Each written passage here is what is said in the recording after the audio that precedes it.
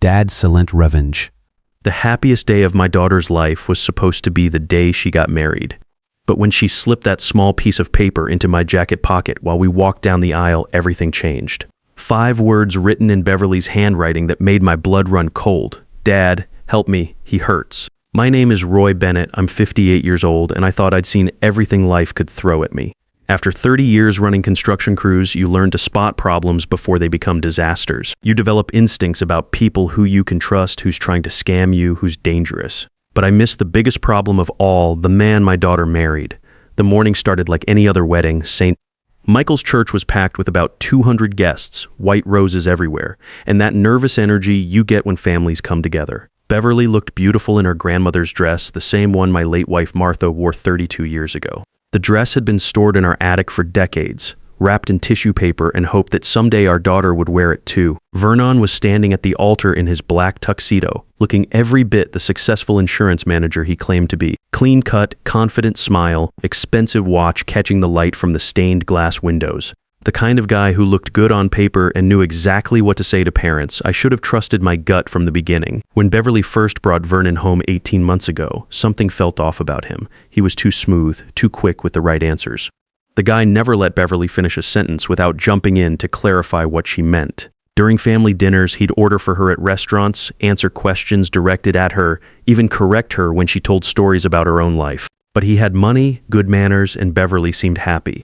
At least that's what I told myself. After Martha died 3 years ago, Beverly had been so lonely. She'd moved back home for 8 months to help me deal with the grief, and I wanted her to find someone who'd take care of her the way Martha and I had tried to do. The church was beautiful that afternoon. St. Michael's is one of those old Catholic churches with high ceilings, wooden pews worn smooth by generations of families, and afternoon sunlight streaming through stained glass windows that painted gentle colors across the stone floors. The smell of white roses and candle wax filled the air, mixed with the faint scent of old wood and incense.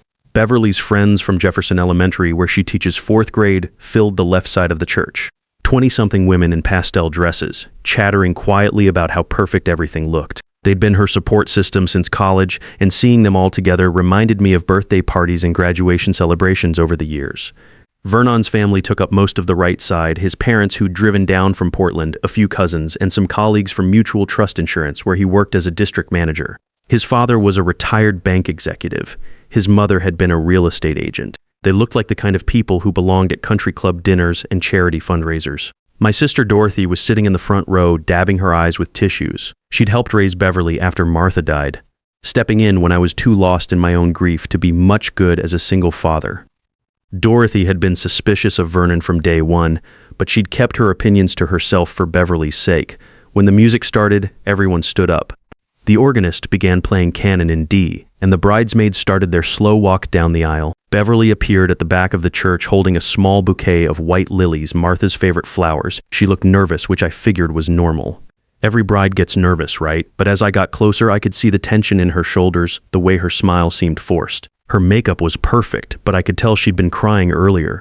There were tiny stress lines around her eyes that I recognized from when she was a kid dealing with bullies at school. I offered her my arm and we started walking. That's when she leaned close and whispered, "Dad, please don't read it now." I felt the paper slip into my pocket. Her hand was shaking and not from wedding day jitters. The walk down that aisle felt like it took forever. Every step, I could feel that note burning a hole in my jacket. Beverly kept her eyes straight ahead, but I could see the fear she was trying to hide behind her bridal smile. The photographer was snapping pictures, guests were smiling and waving, but all I could think about was what my daughter had written on that piece of paper. Vernon was watching us with this big smile, but when I looked closer, his eyes were cold. He wasn't looking at Beverly like a man in love looks at his bride. He was looking at her like she was property he owned, like a car or a house he'd just bought, and was proud to show off. The ceremony went on for about 45 minutes. Father McKenna, who'd baptized Beverly as a baby, talked about love and commitment and building a life together. Vernon held Beverly's hands during the vows, but I watched him grip them too tightly when she hesitated on the obey part. When they exchanged rings, Vernon gripped Beverly's hand so tight I saw her wince. Nobody else noticed because everyone was focused on the romantic moment, but I saw it. That grip wasn't love, it was control. The reception was at the Riverside Country Club, about 10 minutes from the church. The ballroom was decorated with more white roses and gold ribbons, round tables with white tablecloths filling the room. There was a dance floor in the center with a 6-piece band setting up in the corner. The venue had cost Vernon's parents a fortune, probably 15 grand for the whole package. I waited until we got to the reception before reading the note. I stepped outside onto the club's back patio, away from all the noise and celebration. The sun was starting to set around 7 p.m., painting the sky orange and pink over the Columbia River. I could hear the band doing sound checks through the windows, testing microphones and tuning guitars. My hands were shaking when I unfolded that piece of paper. 5 words that hit me like a sledgehammer to the chest. Dad, help me. He hurts. I read it 3 times before it sank in. My daughter was in trouble, and I just walked her down the aisle to marry the man who was hurting her. 30 years of construction work had taught me to stay calm under pressure, but this was different. This was my little girl. I went back inside and started watching Vernon more carefully. During dinner, he kept his hand on Beverly's arm the whole time, not romantic, controlling. When people came over to congratulate them, Vernon did all the talking. Beverly just sat there with this fake smile, nodding at the right moments like a puppet. Around 8 p.m., I pulled my phone out and started recording whenever Vernon thought nobody was watching. I'd learned about documentation during my years as a construction foreman, dealing with workplace accidents and insurance claims. If you want results, you need proof. The phone's camera was good enough to catch his body language, the way he squeezed Beverly's shoulders when she tried to talk to her cousin Sarah. I caught him telling Beverly to shut up and smile when she wasn't being enthusiastic enough about opening wedding gifts. His voice was low, but I was close enough to hear it. The recording picked up every word. The band started playing around 8:30 p.m. and couples moved to the dance floor. I asked Beverly for a father-daughter dance, something we'd planned months ago. Vernon hesitated before letting her go, which should have been my first red flag weeks ago. As we danced to Unforgettable, Martha's favorite song, I kept my voice low. The band was loud enough to cover our conversation. Beverly, what did you mean in that note? Her eyes filled with tears, but she kept smiling for the photographers. Dad, I made a terrible mistake. What kind of mistake, honey? She looked around to make sure Vernon couldn't hear us. He was talking to his boss from the insurance office, but his eyes kept drifting back to us. He controls everything. My phone, my bank account, who I can talk to. He says it's because he loves me and wants to protect me. My jaw clenched. In construction, you learn to recognize different types of dangerous people. Vernon was the calculating kind, the ones who plan every move. Has he hit you? She nodded slightly, twice. But he always apologizes after, brings me flowers, says he'll change. I thought maybe after we got married, once he felt secure. I felt anger burning in my chest, but I had to stay calm. Getting emotional wouldn't help Beverly. Why didn't you call off the wedding? I tried to tell him yesterday I wanted to wait. That's when he hit me the second time. Her voice was barely a whisper. He said if I embarrassed him in front of everyone, I'd regret it. He said nobody would believe me anyway, because everyone thinks he's so perfect. I looked over at Vernon. He was watching us from across the room, that same cold stare I'd noticed during the ceremony. When he saw me looking, he smiled and raised his wine glass in our direction. Beverly, we're getting you out of this tonight. But Dad, everyone's here. The gifts, the money everyone spent on this wedding, none of that matters. Your safety matters. We finished the dance and I walked Beverly back to the table. Vernon immediately put his arm around her shoulders, gripping a little too tight. What were you two talking about? He asked with that practiced smile. Just reminiscing, I said. You know how fathers get sentimental at weddings. I spent the next hour making a plan. My construction background had taught me about emergency protocols and chain of command. You assess the situation, gather resources, and execute with precision. I needed allies, and I needed evidence. First, I talked to Dorothy. I found her in the ladies' room hallway and quickly explained what was happening. Her face went white. I knew something was wrong, she said. The past few months, Beverly's been different, quieter, always checking her phone like she was afraid of missing a call. I need you to get Beverly's purse and coat from the bridal suite, I told her. Meet us at my truck in 20 minutes. Next, I called my lawyer, Jim Patterson. He didn't answer. It was Saturday night, but I left a voicemail explaining I needed emergency domestic violence legal advice. Jim had handled business contracts for me over the years, but I knew he also did family law. Then I called my old crew chief, Danny Martinez, who'd become a police officer after leaving construction 5 years ago. He was working the night shift at Fairfield PD. Danny, it's Roy Bennett. I need help with a domestic violence situation. My daughter, Jesus, Roy, where are you? Riverside Country Club.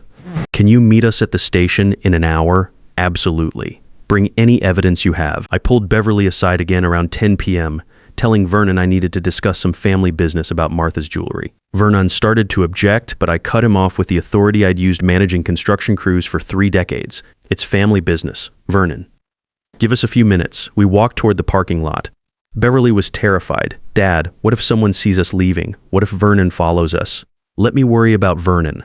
I said, right now we're getting you somewhere safe. As if on cue, Dorothy appeared with Beverly's purse and coat. She'd been my ally in this from the moment I told her what was happening. The car's running, she said quietly. Vernon's distracted talking to his parents about the honeymoon plans. We made it to my Ford F-150 without incident. Beverly sat in the passenger seat while I started the engine. My hands were steady now. Once you have a plan, the nervousness goes away. We're leaving. Now. Dad, I can't just disappear from my own wedding reception. Yes, you can. We'll worry about explanations later. The drive to Fairfield Police Station took 15 minutes through downtown. Beverly was quiet, staring out the window at the Saturday night crowd walking between bars and restaurants. Normal people having normal weekend fun while her world was falling apart. What's going to happen to me, she finally asked. You're going to be safe. Everything else we'll figure out as we go. Officer Danny Martinez was waiting for us when we arrived. Danny had worked on my construction crews for 8 years before joining the police force. He was a good man, reliable, thorough, and he knew how to handle paperwork properly. Roy, he said, shaking my hand. Then he turned to Beverly. Ma'am, I'm sorry you're going through this. Let's go inside and get your statement. The police station lobby was brightly lit with fluorescent lights, institutional green walls, and the smell of bad coffee. Danny led us to a small interview room with a metal table and plastic chairs. The room had a video camera mounted in the corner. Everything would be recorded. First thing we need to do is document any physical evidence, Danny said. Beverly, are you comfortable showing us any injuries? Beverly hesitated, then pushed up her sleeves.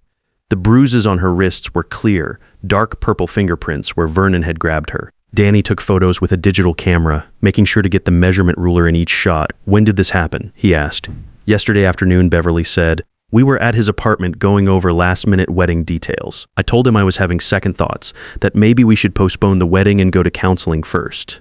What was his response? He grabbed my wrists and pushed me against the wall. He said I was embarrassing him, that everyone was expecting a wedding, and I couldn't back out now. He said if I tried to cancel, he'd make sure everyone knew I was crazy and unstable. Danny was writing everything down. Had he threatened you before? Many times. Usually about money or my friends. He made me delete most of my social media accounts because he said my friends were jealous of our relationship and trying to break us up. He took over my checking account last month, said it would be easier to manage our finances together. I listened to all this and felt sick. How had I missed so many warning signs? As a construction foreman, I'd been trained to spot unsafe conditions before someone got hurt. But when it came to my own daughter, I'd been blind. Danny finished taking Beverly's statement around 11:30 p.m. We can issue an emergency restraining order tonight, he said. It'll be good for 72 hours, then you'll need to go to court Monday morning to make it permanent. What does that mean exactly? I asked. Vernon can't contact Beverly in any way. No phone calls, texts, emails, social media. He can't come within 500 feet of her, her workplace, or any family members. If he violates it, he gets arrested immediately. While Danny was processing the restraining order paperwork, my phone started ringing. Vernon's name appeared on the screen. I let it go to voicemail, but he called back immediately. Then again, he's figured out we're gone, Beverly said, looking panicked. Let me listen to the voicemail, I said, putting the phone on speaker so Danny could hear. Vernon's voice was different than I'd ever heard it, cold and threatening. Roy, I don't know what Beverly told you, but she's obviously having some kind of breakdown. Brides get emotional sometimes. Bring her back to the hotel and we'll talk this through like adults. If you don't, you're going to regret interfering in my marriage. Danny looked up from his paperwork. That's harassment and intimidation. I'm adding it to the file. The phone rang again. This time Vernon left a longer message. Beverly, I know you're listening. You're making a huge mistake. Nobody's going to believe your story. Everyone at that wedding saw how happy we were. Your friends, your family, they all think you're lucky to have me. When you come crawling back, and you will, don't expect me to forgive you easily. Save all these messages, Danny said. They'll help make the restraining order permanent. By midnight, we had all the paperwork filed. Danny walked us to the parking lot. Beverly, do you have somewhere safe to stay? She's staying with me, I said. And tomorrow we're getting her a lawyer. The drive to my house was quiet. Beverly seemed exhausted, like all the fight had gone out of her. When we got there, she sat on the living room couch where she used to do homework as a kid. The house still had some of Martha's decorations, family photos, her collection of ceramic angels, the throw pillows she'd bought at yard sales over the years. Dad, what if I'm making a mistake? What if Vernon really can change? I sat down next to her. Beverly, I've seen a lot of men in my time, good ones and bad ones. Good men don't hurt the women they love, period, and they sure as hell don't threaten them when they ask for help. The next morning was Sunday. I made coffee and scrambled eggs while Beverly slept in her old bedroom. Around 9 a.m., my phone started ringing again. Vernon had called 23 times during the night. The voicemails got progressively angrier. In one message he said, "You have no idea who you're messing with, Roy. I have lawyers, I have connections. You think some small-town cops are going to protect you?" In another, "Beverly's an adult. She made her choice when she married me. You can't keep her locked up in your house like a child." The last one was the worst. "This isn't over. I know where you work, where you live, where Beverly teaches. You can't watch her every second." I saved every message and forwarded them to Danny Martinez. By 10 a.m., Danny called back. "Roy, we need to get Beverly a security detail. This guy's escalating fast. I've seen this pattern before. When abusers lose control, they get dangerous." Monday morning at 9 a.m., I called my lawyer, Jim Patterson. He'd gotten my voicemail from Saturday night and had already started researching domestic violence law. We met at his office on Main Street, a small suite above the hardware store where I'd bought construction supplies for decades. Domestic violence cases move fast if you have evidence. Patterson explained, reviewing the police report and photos Danny had given us. The bruises, the threatening voicemails, Beverly's testimony, this should be enough for a permanent restraining order. "What about the marriage?" Beverly asked. "Is it even legal? Can I get it annulled?" "Oregon allows annulment in cases of fraud or duress," Patterson said. "If Vernon threatened you to prevent you from calling off the wedding, that's duress. We can file the paperwork this week." That afternoon, Vernon was served with papers at his insurance office. His boss, Mr. Richards, called me around 4 p.m. I'd done construction work on Richards' house 2 years earlier, and we developed a good working relationship. "Roy, I had to serve Vernon Hayes with legal papers today. My HR department is asking questions about his character. I can't keep an employee who's got domestic violence charges pending. I understand, Mr. Richards. You've got to protect your business for what it's worth." Some of Vernon's female co-workers have mentioned he made them uncomfortable. Comments about their appearance standing too close. "We thought it was just poor social skills, but now..." Vernon tried calling Beverly dozens of times that first week, but we'd changed her phone number. He showed up at my house twice, but the restraining order kept him at least 500 feet away. Both times he parked at the end of the street and just sat there for hours. I called Danny each time and squad cars would show up to make him leave. The hardest part was explaining everything to family and friends. Martha's sister Carol drove down from Seattle, confused about why the wedding had ended so abruptly. Some of Beverly's college friends thought she was overreacting or that we should have tried marriage counseling first, but Dorothy was a rock. She'd suspected something was wrong for months and felt guilty for not saying anything sooner.